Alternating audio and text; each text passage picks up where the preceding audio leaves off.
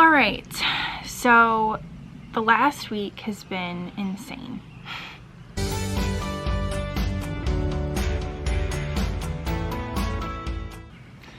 So where do I even begin? I ended up in the ER. I have a new diagnosis. There's like so much that has happened. So some of this, some people might consider TMI, but I also like want to raise awareness because of what happened to me. If someone else is experiencing similar symptoms, I want them to get checked out and realize that this could be what they experienced. So let me just start chronologically. Let's start at the beginning. So last Tuesday, today is now Monday, I woke up throwing up. I hate vomiting with a burning passion. It always goes up my nose. I don't know why.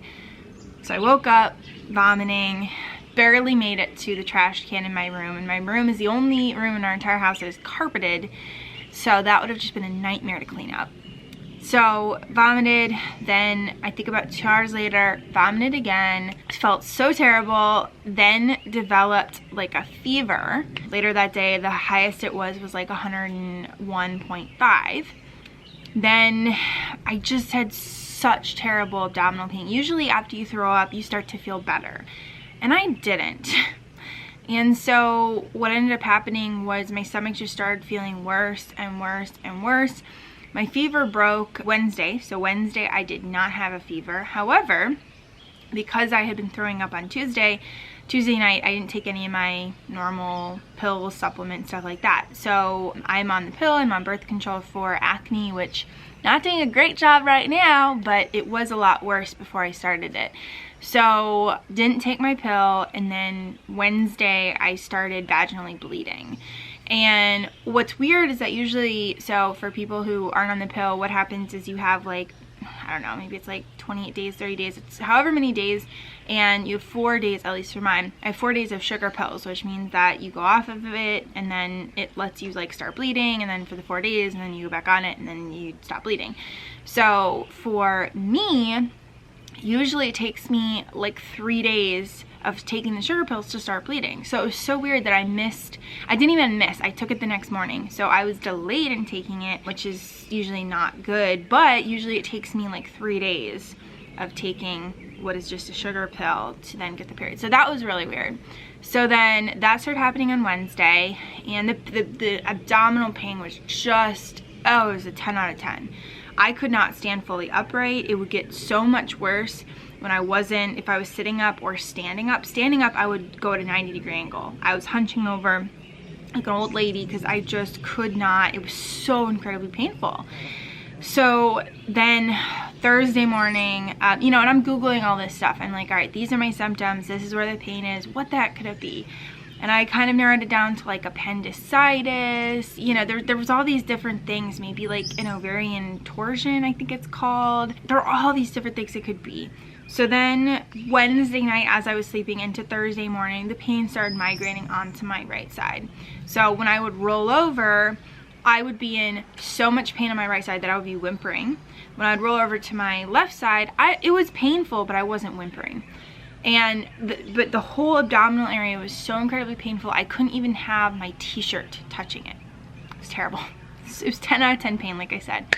So, and I have a pretty high pain tolerance, at least in the past I have. I think my pain tolerance has gone down as my symptoms have gotten worse and worse and worse, because my like level has gone down, because the more symptoms you have, your body is just overwhelmed. And so you add more pain on top of it, and it just pushes you over the edge. So Thursday, we call my primary care doctor, and she's actually not in on Thursdays, and so they said, you know, I actually had an annual the next day, and they said you shouldn't wait until your annual to get seen, you should go in, because yeah, you might have appendicitis, and if your appendix bursts, that's not good. So they were like, you need to go to emergency room right now. Not even urgent care, you need to go to an emergency room, and you need to get a CAT scan. And I was like I'd been Googling, you know, if you have appendicitis, they just do surgery. And I just started crying. I mean, when she said that, I was just like, oh, I don't want to go. I don't want to have surgery, because with appendicitis, the pain is more so on your right side. So I was like, okay, it has to be that, right? Like all my other symptoms line up, it has to be this. So I'm just like crying, and my mom can't drive me because she has double vision and it would not be safe. And so, and I can't drive. I mean, I am like at a 90-degree angle, you know, like it was so painful. So my dad ended up driving me and my mom to the ER. Got to the ER, the intake was like 2 hours, but it's fine. And so they immediately put me on a pain med, which I hated.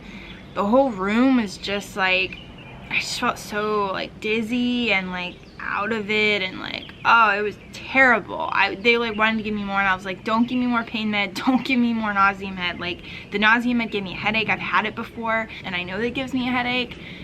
So that was just terrible, terrible. But they gave me fluids, because the other piece of it was that I wasn't eating and I wasn't drinking, because eating and drinking made it worse. And I also had read that if you do have appendicitis, they immediately want to do surgery. They don't want you eating or drinking anything before that surgery. So even when I got to the ER, he was like, don't eat or drink anything from going forward.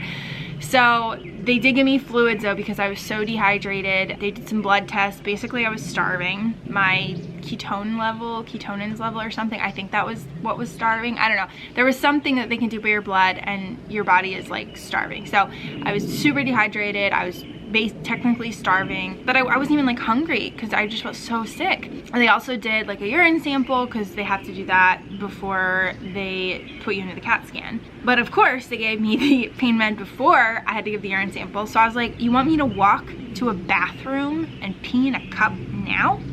Are you kidding me? So yeah, then I gave the urine sample, still was bleeding, which was so weird. I mean, I've bled until today, which is very unlike me. Usually for my period, I have slight blood at the beginning, then it just increases, then like a heavy day or two, and then it goes away. This has been like consistently the same amount of blood, like very consistent, medium to large amount of blood each time, and it's super weird. I, you know, give the urine sample finally. It took me like forever because they give me the stupid pain med first. I also have a UTI, which was super weird because like it wasn't like burning when I peed, which apparently is what UTIs are, like is the big symptom of that. But anyway, I had a UTI as well, which complicates things. So anyway, then they take me to the CAT scan. Originally they were like, oh, we're not gonna give you contrast. I've had a CAT scan in the last like couple years with all my other symptoms. And the nurse is like, oh, they're not gonna give you contrast. They give you contrast. And what that literally means is like they do it through an IV, and literally it makes you feel like you're peeing. Because I asked her, I don't think that they ever tell you that, but I was like, is this the contrast that makes you feel like you're peeing your pants? She was like, yeah. So literally, because maybe they've never had it themselves, you know, the nurses who are administering it, maybe they've never had it themselves, but it literally has this warm feeling where it feels like you are peeing yourself. It is so weird. That's the best way to describe it unless you've had it done yourself. It is so strange. So I have the CAT scan done, and it comes back that I have had a burst ovarian cyst. So all of that was from this burst ovarian cyst. And what is really interesting, and I didn't know this, and I am a woman and I never knew this, so I want to like raise awareness that this happens. Women get ovarian cysts every month with their cycle, but what usually happens is that you get the ovarian cyst, it increases mass or volume or whatever the right thing is, it gets fluid, and then with your cycle it then, you know, goes away, and then it comes back and it goes away and it comes back and goes away. Sometimes it comes and then each cycle it grows bigger and bigger and bigger. So what happened was it grew bigger and bigger and bigger, finally burst, and then I just had all this fluid and potentially blood and pus, in my cul-de-sac, which is like the area, it's the area down there that is where all of the fluid goes when you have this burst ovarian cyst. And that was just crazy to me because I had never heard of this before. I guess it must have been on my right ovary because the pain was more so on the right side. Sorry, it is a little windy. I'm sorry if we're picking up some sounds from the wind. I do apologize about that. But yeah, so literally all of this, all of my symptoms were from a UTI and then a burst ovarian cyst. So they put me on, basically they just said with the ovarian cyst, like your body reabsorbs the fluids, and which is just crazy to me. I mean, our bodies are wild things. So yeah, I mean, I was put on a UTI med and then sent home, and they wanted to put me on pain meds and nausea meds, and I was like, I am not even filling those scripts because I am not touching them. It's just, ugh. Could not do it again. So yeah, that was kind of the whole story of this last week with my emergency room visit. Oh my god, it was just such a nightmare, because I had it in my head that, oh my god, this has to be appendicitis. Was just freaking out about it because it's scary. I don't want surgery. My body is so like weak and I have all these symptoms, and I'm just not in a like good healthy place to recover from yet another thing, let alone a surgery. So that was just really scary, and there was just so many unknowns, and I'm so grateful for my mom for taking care of me during those really scary couple of days, and thanks to my dad for driving me to the emergency room, because it was just scary. It was just really scary, but I definitely felt like something was wrong. I mean, the pain I was in was unlike anything I've ever been in. My stomach is still very painful. I've also had a lot of like bloating and distension, and that still is there. I mean, it looks like I'm pregnant, like that's how bloated I am, and it's really weird. So there's definitely still stuff going on that is not good, but the whole story took so long that I think I'm gonna do another video for next week that will go over my new diagnosis, because on Friday, then I went to my primary care doctor for my annual. We obviously went over all of this stuff, and she was like, yep, you had a reverse ovarian cyst, and that's all like checks out with your symptoms and what's been going on. And then she also diagnosed me with something new that literally, like every single symptom I have, or everyone that there's probably one or two that aren't, but it's almost like every single symptom I have like lines up with this new diagnosis. So I'll talk about that in the next video, because this video is getting really long. So stay tuned for what I was diagnosed with, because that was also a very emotional journey, because I'm like, I've known that something has been very wrong, and this is finally validation that is true, that something has been wrong. So anyway,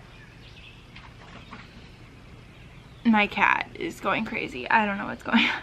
So yeah, so stay tuned for the next week's video where I talk about my new diagnosis, because that has been a crazy journey as well. All right, this video's gotten too long, so I'm gonna go. But yeah, that's the story of my ER trip, my burst ovarian cyst, my UTI, all of the above. And I hope that this is educating for people. Like, even if you aren't someone who has ovaries, like at least you can know about these symptoms, so that if you know someone who has ovaries and they're having some of these symptoms, you can be like, oh, this could be X, Y, and Z. And it can be serious, you know, if it bursts in the wrong way or whatever, it can be really serious. So definitely something to go to the ER for. But yeah, thank you for listening. I am starting to feel a bit better. I think it's gonna be like a longer recovery road, and I missed like literally a whole week of work, and so I'm pretty stressed today trying to catch up on all of it, but we're gonna get there. So anyway, thank you for listening. I really appreciate it, and I'm gonna start recording next week's video talking about my new diagnosis. All right, talk to you soon. Bye.